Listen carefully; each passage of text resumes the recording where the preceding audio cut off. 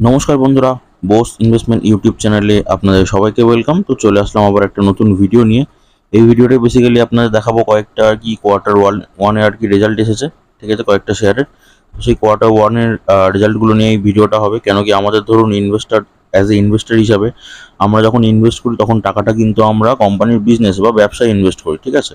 তো যখন কোনো কোম্পানির আর কি বিজনেসে বা ব্যবসায় টাকা ইনভেস্ট করি তখন কিন্তু আমাদের তাদের আর কি বিজনেসটা চেক করা কিন্তু জরুরি। তো বিজনেস কিন্তু কোয়ার্টারলিও চেক করা উচিত, বিজনেস কিন্তু ইয়ারলিও চেক করা উচিত। এই জিনিসটা আমি আপনাদের বলেছিলাম, আপনারা হয়তো জানেন। তো আজকে কিন্তু সেই কোয়ার্টার 1-এর রেজাল্ট নিয়ে চলে আসবো। তো এই ভিডিওটা পুরোটাই দেখবেন আপনারা, কেন কি খালি স্টকসের নাম দেখে চলে গেলেই হবে না। আপনাদের কিন্তু প্রপার আর কি শিখতে হবে, প্রপার আর কি বুঝতে হবে, ঠিক আছে। যারা এই ধরুন অনেকে আসবে এরকম, এই স্টকটার নাম যেহেতু আমি এখন খুলে রেখেছি, এই স্টকটার নাম দেখে অনেকে চলে যাবে ইনভেস্ট করার জন্য। কিন্তু যদি রেজাল্ট না দেখেন, আমি না একবার দেখিয়ে দিলাম, কিন্তু বারবার কিন্তু আপনাকে চেক করতে হবে। তো কোন কোন জিনিসগুলো কিভাবে চেক করবেন না করবেন সেটা যদি আপনারা না দেখেন তাহলে কিন্তু আপনারা কোনোদিনই শিখতে পারবেন না, আপনারা কিন্তু প্রপার ইনভেস্টমেন্ট প্ল্যানিং কিন্তু করতে পারবেন না। তো ওই কারণে আপনাদের আমি বারবার বলবো ভিডিওটা পুরোটা দেখুন। ভিডিওটা মানে খুব ইম্পর্টেন্ট হবে, খুব নলেজেবল ভিডিও হবে আপনাদের সবার জন্য। তো যদি চ্যানেলে নতুন হয়ে থাকেন চ্যানেলটা সাবস্ক্রাইব করে পাশে থাকা বেল আইকনটা প্রেস করে দিন।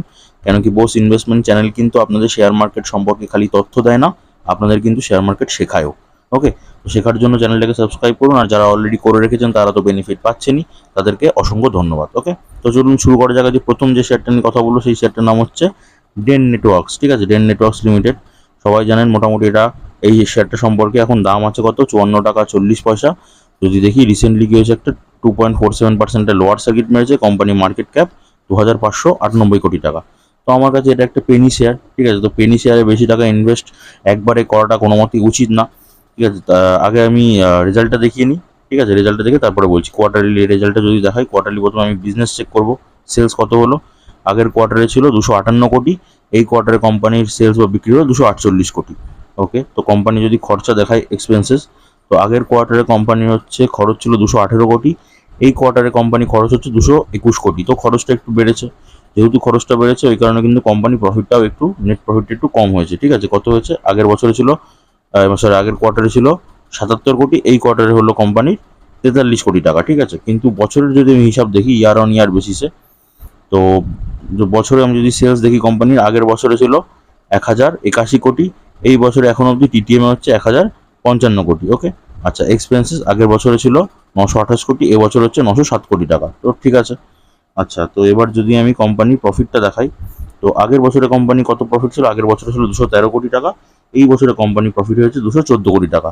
তো ঠিক আছে, কোম্পানির বিজনেস কিন্তু ভালো চলছে, ঠিক আছে। কোম্পানি কিন্তু লসে যাচ্ছে না, কোম্পানি কিন্তু প্রফিট হচ্ছে। ওকে, আচ্ছা, তো যদি আমি এবার আপনাদের শেয়ার হোল্ডিং প্যাটার্নটা দেখাই, তো শেয়ার হোল্ডিং প্যাটার্ন কি আছে, প্রমোটার্সরা কি করেছে, প্রমোটার্সরা তাদের হোল্ডিংটাকে সেম রেখে দিয়েছে। এফআইস বা ফরেন ইনভেস্টর কি করেছে, তারা অল্প দেখুন ইনভেস্টমেন্ট বাড়িয়েছে। ডিআইসরা কি করেছে, ডিআইসরাও কিন্তু অল্প ইনভেস্টমেন্ট বাড়িয়েছে। পাবলিক সেক্টর কিন্তু ইনভেস্টমেন্ট কমিয়েছে, ওরা বিক্রি করেছে। আর আদার্স ফান্ড হচ্ছে মিউচুয়াল ফান্ড ওগুলোতে, তো ওগুলোতে দেখুন 0.10% কিন্তু ওখানেও আর কি হোল্ডিংস আছে। ওকে, দেখিয়ে দিলাম শেয়ার হোল্ডিং প্যাটার্ন। তো চার্ট প্যাটার্ন যদি দেখাই আমি, তো চার্ট প্যাটার্ন দেখুন, এটা হচ্ছে 1 বছরের চার্ট প্যাটার্ন। তো 1 বছরের চার্ট প্যাটার্নে আপনি মোটামুটি ভোলাটিলিটি দেখতে পারবেন। 1 বছরে কিন্তু একটা ভালো প্রফিট দিয়েছে। কেন কি, যদি আমি 1 বছরের স্টার্টিংটা দেখি, তো এই লেভেল থেকে কিন্তু মোটামুটি এই লেভেলে গেছে। তো গ্রাফটা দেখুন ওপরের দিকে, সুতরাং 1 বছরে আর কি পজিটিভ রিটার্ন দিয়েছে কোম্পানি। যদি আমি 5 বছরে দেখাই, 5 বছরে যদি দেখাই, 5 বছরও কিন্তু কোম্পানি একটা সেরকম এখনো রেজাল্ট মানে ভালো আর কি প্রফিট দেয়নি। দেখুন 5 বছর এখান থেকে এখানে, তার মানে মোটামুটি একই লেভেল বা একটু নিচে নেমেছে, ঠিক আছে। তো যেসব কোম্পানিগুলো 5 বছরে এখনো কিন্তু মাল্টিপ্যাকার রিটার্ন দেয়নি বা সেরকম রিটার্ন দেয়নি, বাট কোম্পানির ব্যবসা ভালো চলছে, সেই কোম্পানিগুলোতে কিন্তু স্কোপ আছে একটা ইনভেস্টমেন্ট করে একটা মাল্টিপ্যাকার রিটার্ন করার। তো এটা আমার কাছে কিন্তু একটা পেনি শেয়ার। তো পেনি শেয়ারে ওই যে আমি বারবার বলেছি ওভার কনফিডেন্স হবেন না, পেনি শেয়ারে কিন্তু অল্প অল্প করে ইনভেস্ট করবেন। আর আমি তো এইসব শেয়ারগুলো আপনারা জানেনই, যারা পুরোনো মেম্বার্স আছেন চ্যানেলে, আমি কিন্তু এইসব শেয়ারগুলো ফ্রিতে কিনি। কীভাবে, রিভার্স ফর্মুলা অ্যাপ্লাই করি, রিভার্স ফর্মুলা অ্যাপ্লাই করে শর্ট টাইমে প্রফিট কামাই, শর্ট টাইমে প্রফিট কামিয়ে যে টাকাগুলো কামাই সেইখান থেকে হচ্ছে অর্ধেক টাকা আমি ব্যালেন্সে অ্যাড করি, বাকি অর্ধেক টাকা গিয়ে আমি এইসব শেয়ারগুলোতে ইনভেস্ট করে রাখি, ঠিক আছে। তো যারা আর কি রিভার্স ফর্মুলা কি জানেন না, রিভার্স ফর্মুলা হচ্ছে শর্ট টাইমে প্রফিটের ফর্মুলা যদি কোম্পানি রাইট থাকে। তো আপনাদের জন্য আমি ডেসক্রিপশন বক্সে লিঙ্ক দিয়ে দেবো, যারা যারা রিভার্স ফর্মুলা জানেন না তারা ডেসক্রিপশন থেকে লিঙ্ক দেখে প্রপার আর কি ভিডিওটা দেখতে পারবেন। ওকে, আচ্ছা, নেক্সট শেয়ারটা দেখাচ্ছি। নেক্সট শেয়ারটার নাম দেখানোর আগে আমি কোয়ার্টারলি রেজাল্ট দেখাচ্ছি, কোয়ার্টারলি রেজাল্ট কী হলো, ঠিক আছে। তো যদি আমি আগের কোয়ার্টারে দেখি, আগের কোয়ার্টারে কোম্পানির বিক্রি ছিল কত, 1,357 কোটি টাকা। এই কোয়ার্টারে কোম্পানি বিক্রি হলো 1,405 কোটি টাকা। ঠিক আছে, আগের কোয়ার্টারে কোম্পানি খরচ বা এক্সপেন্সেস কত ছিল? 827 কোটি টাকা। এই কোয়ার্টারে 935 কোটি টাকা। তো এক্সপেন্সেস যেহেতু একটু বেড়েছে, তো সেই কারণে দেখুন কোম্পানির নেট প্রফিটটা একটু কিন্তু কম হয়েছে। ঠিক আছে, নেট প্রফিটটা আগের কোয়ার্টারে ছিল 340 কোটি টাকা, এই কোয়ার্টারে হচ্ছে 293 কোটি টাকা। তো ঠিক আছে, অসুবিধা নেই, খুব একটা প্রবলেম হওয়ার কথা না। আচ্ছা, যদি আমি ইয়ার অন ইয়ার বেসিসে আর কি রেজাল্টটা যদি দেখি, তাহলে কোম্পানির বিক্রি কত? আগের বছর ছিল 2,472 কোটি, এই বছর এখন অবধি টিটিএমএ হচ্ছে 4,870 কোটি টাকা। আচ্ছা, খরচা আগের কোয়ার্টারে ছিল 2,580, এই কোয়ার্টারে 3,028 কোটি টাকা। এবার যদি আমি বছরে ইয়ার অন ইয়ার বেসিসে আর কি যদি আমি প্রফিটটা দেখি, তাহলে আগের বছরে কোম্পানি প্রফিট ছিল 1,126 কোটি, এই বছরে এখন হচ্ছে প্রফিটটা 1,197 কোটি টিটিএমএ। তার মানে কি কোম্পানি প্রফিটও ঠিক আছে, এই মানে ইয়ার অন ইয়ার বেসিসে কিন্তু কোম্পানির বিজনেস ঠিকঠাক আছে, কোনো প্রবলেম নেই। আচ্ছা, তো যদি আমি শেয়ার হোল্ডিং প্যাটার্নটা দেখাই আপনাদের, প্রোমোটার্সরা কি করেছে? প্রোমোটার্স হচ্ছে তাদের হোল্ডিংটা কিন্তু বিক্রি করে দিয়েছে। ঠিক আছে, দেখতেই পাচ্ছেন এখানে। আর এফআইজরা কি করেছে? এফআইজরা হচ্ছে ইনভেস্টমেন্ট বাড়িয়েছে। ডিআইজরা কি করেছে? ডিআইজরা হচ্ছে তাদের ইনভেস্টমেন্ট বাড়িয়েছে। আর পাবলিক সেক্টর কিন্তু অল্প ইনভেস্টমেন্ট বাড়িয়েছে। ঠিক আছে, সবাই কিন্তু ইনভেস্টমেন্ট বাড়িয়েছে, খালি প্রোমোটার আর কি বিক্রি করেছে। ওকে, আচ্ছা, শেয়ারটা যদি নাম দেখায়, শেয়ারটার নাম হচ্ছে অ্যাঞ্জেল ওয়ান। ঠিক আছে, এবার এটা ব্রোকিং সংস্থা, আপনারা জানেন। ঠিক আছে, ব্রোকার হিসেবে মানে শেয়ার মার্কেটে যারা আর কি ইনভেস্ট করে, তো সেই ব্রোকার হিসেবে কাজ করে। অ্যাঞ্জেল ওয়ান অনেক পুরনো কোম্পানি। ঠিক আছে, এখন যদি আপনি দাম দেখেন, তাহলে দাম চলছে 2,219 টাকা। ঠিক আছে, রিসেন্টলি কী হচ্ছে? রিসেন্টলি একটা লোয়ার সার্কিট মেরেছে। এই লোয়ার সার্কিটটা এই কারণেই মেরেছে, কেন কি এখন মার্কেটে একটা নিউজ এসেছে। কি নিউজ এসেছে? কি বাজেট হবে। ঠিক আছে, বাজেট বেরোবে 23 তারিখে, হচ্ছে বাজেট বেরোবে। তো 23 তারিখে বাজেট আসার পর মানে এই ব্রোকারগুলোর উপর নাকি কোম্পানি হচ্ছে মানে সরকারের কি 30% ট্যাক্স বসাবে। ঠিক আছে, এটা একটা খবর ছড়িয়েছে।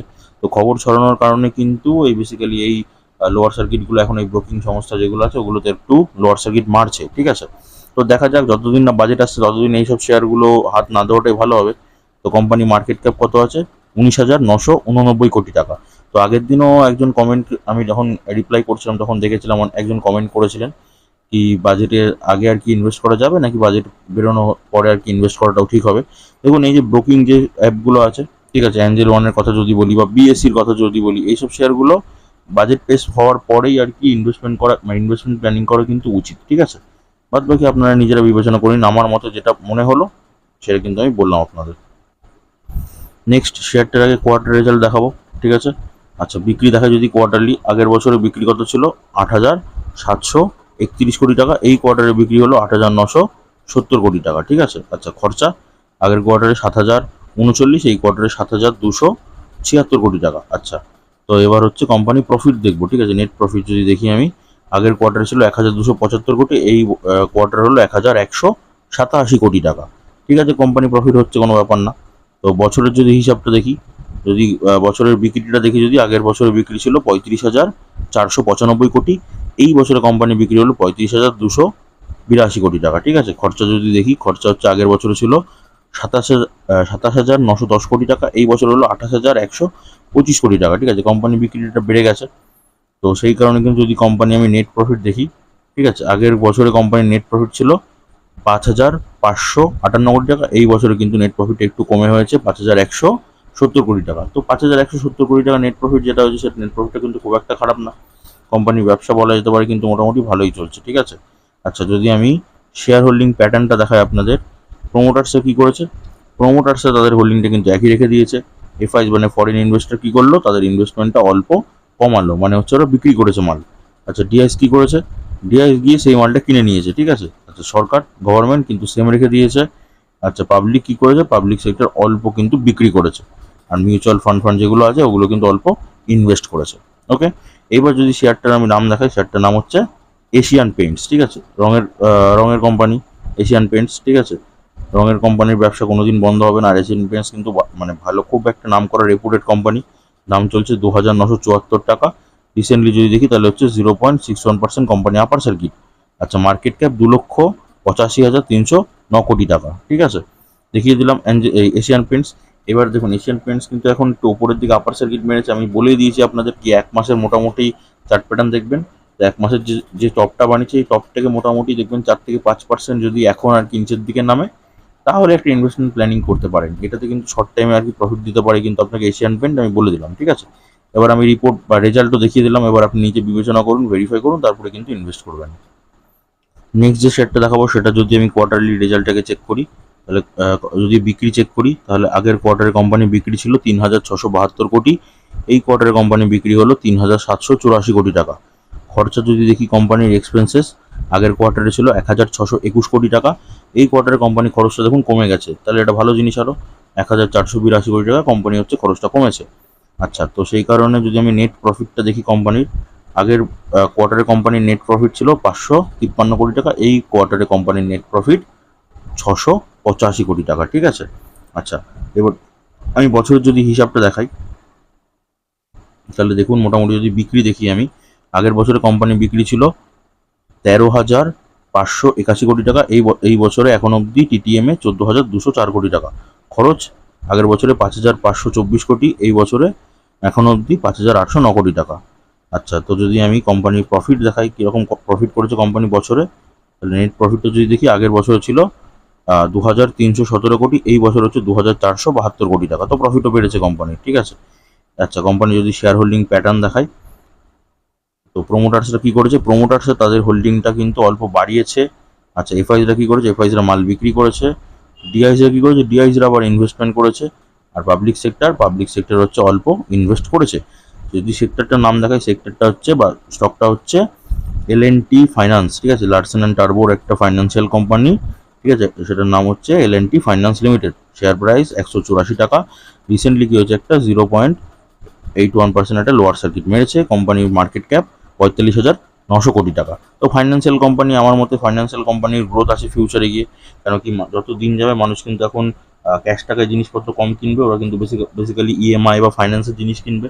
তো যত দিন যাবে মানুষ এইরকম যত ফাইন্যান্স করবে, তত হচ্ছে এরকম আর কি মানে কোম্পানিগুলোর কিন্তু গ্রোথ হবে, ঠিক আছে, এইসব কোম্পানিগুলোর। ওকে, আচ্ছা, তো আরেকটা ফাইন্যান্সিয়াল কোম্পানি দেখাচ্ছি, দেখুন। ওকে, তো নেক্সট শেয়ারটা যদি আমি কোয়ার্টারলি আর কি রেজাল্ট দেখাই, ঠিক আছে, তো কোয়ার্টারলি আমি যদি বিক্রি দেখি কোম্পানির, নতুন কোম্পানি, ঠিক আছে, ফাইন্যান্সিয়াল সেক্টরে কাজ করছে, নতুন কোম্পানি, খুব বেশি দিন হয়নি। তো আগের কোয়ার্টারে কোম্পানির বিক্রি ছিল 418 কোটি, এই কোয়ার্টারে কোম্পানি বিক্রি 418 কোটি। ওকে, খরচটা দেখুন কমিয়ে দিয়েছে কোম্পানি, আগের কোয়ার্টারে কোম্পানি খরচ ছিল 98 কোটি, এই কোয়ার্টারে কোম্পানি খরচ হয়েছে 74 কোটি। আচ্ছা, এবার যদি কোম্পানি, তাহলে আমি প্রফিটটা চেক করি কোয়ার্টারলি কীরকম দাঁড়ালো। তো আগের কোয়ার্টার কোম্পানি প্রফিট ছিল 311 কোটি, এই কোয়ার্টারে বেড়ে হলো 313 কোটি টাকা। কেন কি কোম্পানি খরচটা কমিয়ে দিয়েছে, খরচাটা কমিয়েছে, ঠিক আছে। নতুন ফাইন্যান্সিয়াল কোম্পানি, এখনও কিন্তু বিজনেস সেরকম কিছুই শুরু হয়নি কোম্পানির। তো যদি আমি কোম্পানির বছরের হিসাবটা দেখি, বছরে যদি বিক্রি দেখি, বিক্রি আগের বছরে হলো 1,854 কোটি, এই বছরে কোম্পানির বিক্রি হয়েছে 1,858 কোটি টাকা, ঠিক আছে। আচ্ছা, খরচটা যদি দেখি, আগের কোয়ার্টারে কোম্পানি খরচ হয়েছে, এই আগের বছরে খরচ ছিল 296 কোটি, এই বছরে 331 কোটি টাকা। আচ্ছা, যদি নেট প্রফিটটা দেখি কোম্পানির, আগের বছরে কোম্পানির নেট প্রফিট ছিল 1,605 কোটি টাকা, এই বছরে কোম্পানির প্রফিটটা একটু কম হয়েছে, কেন কি হয়েছে, খরচটা বছর হিসাবে বেড়েছে। তো কত এখন দাঁড়িয়েছে, 1,585 কোটি টাকা। ওকে, ইয়ারলি দেখিয়ে দিলাম। আচ্ছা, শেয়ার হোল্ডিং যদি প্যাটার্নটা দেখি, প্রোমোটার্সে কী করেছে, প্রোমোটার্স আগের কোয়ার্টারে ছিল যা ছিল, এই কোয়ার্টারেও মানে এই বছরেও তাই আছে, আগের বছরে যা ছিল এই বছরে তাই আছে, প্রোমোটার্সরা কিছুই করেনি। এফআইসরা কী করেছে, এফআইসরা কিন্তু অল্প মাল সেল করেছে, ঠিক আছে। আচ্ছা, ডিআইসরা কী করেছে, ডিআইসরা হচ্ছে অল্প মাল সেল করেছে। সরকার কী করেছে, সরকার কিন্তু ইনভেস্টমেন্ট সেম রেখে দিয়েছে। ওকে, আর পাবলিক সেক্টর অল্প কিন্তু ইনভেস্টমেন্ট বাড়িয়েছে। এবার যদি শেয়ারটার নাম দেখি, শেয়ারটার নাম হচ্ছে জিও ফাইন্যান্সিয়াল সার্ভিসেস লিমিটেড, ঠিক আছে। রিলায়েন্স কোম্পানি থেকে ডিমার্জ হয়েছে, রিলায়েন্স কোম্পানি থেকে ডিমার্জ হয়ে ফাইন্যান্সিয়াল একটা সেক্টর মানে স্টক আর কি বানিয়েছে। তো শেয়ারটা এখন দাম আছে 344 টাকা। রিসেন্টলি কি হয়েছে, 3.14% একটা লোয়ার সার্কিট মেরেছে। কোম্পানি মার্কেট ক্যাপ 2,18,712 কোটি টাকার। তো কোম্পানির কিন্তু এখন বিজনেস এরকম কিছু শুরু হয়নি। আমার মতে কোম্পানি কিন্তু গ্রোথ আর কি পোটেনশিয়াল কিন্তু অনেকটা হাই আছে, বহুত দূর যেতে পারে। কেন কি ফাইন্যান্সিয়াল কোম্পানিগুলো বললামই মোটামুটি গ্রোথ কতটা হতে পারে, ঠিক আছে। তো দেখিয়ে দিলাম। তো আপনারা যারা আর কি দেখলেন এত অবধি, তাদেরকে অসংখ্য ধন্যবাদ। তাহলে তারা একটা লাইক করবেন, ঠিক আছে, একটা শেয়ার করে দেবেন, তাহলে আমি বুঝতে পারবো যে আপনারা এত অবধি দেখেছেন। আমি এটাও বুঝতে পারবো কি আপনারা ভিডিও দেখে কিছু শিখতে পারছেন, আপনাদের কিছু ভালো লাগছে। চ্যানেলে যদি আপনি নতুন হয়ে থাকেন, চ্যানেলটাকে সাবস্ক্রাইব করে পাশে থাকা বেল আইকনটা প্রেস করে দিন। আর যদি কিছু বলার থাকে তাহলে কমেন্ট বক্সে গিয়ে কমেন্ট করবেন, কেন কি বোস ইনভেস্টমেন্ট চ্যানেল প্রত্যেক দুদিন ছেড়ে কিন্তু আপনাদের কমেন্টে রিপ্লাই নিয়ে ভিডিও নিয়ে আসে। ওকে, তাহলে সুস্থ থাকুন, ভালো থাকুন, দেখা হচ্ছে আবার পরের ভিডিওতে।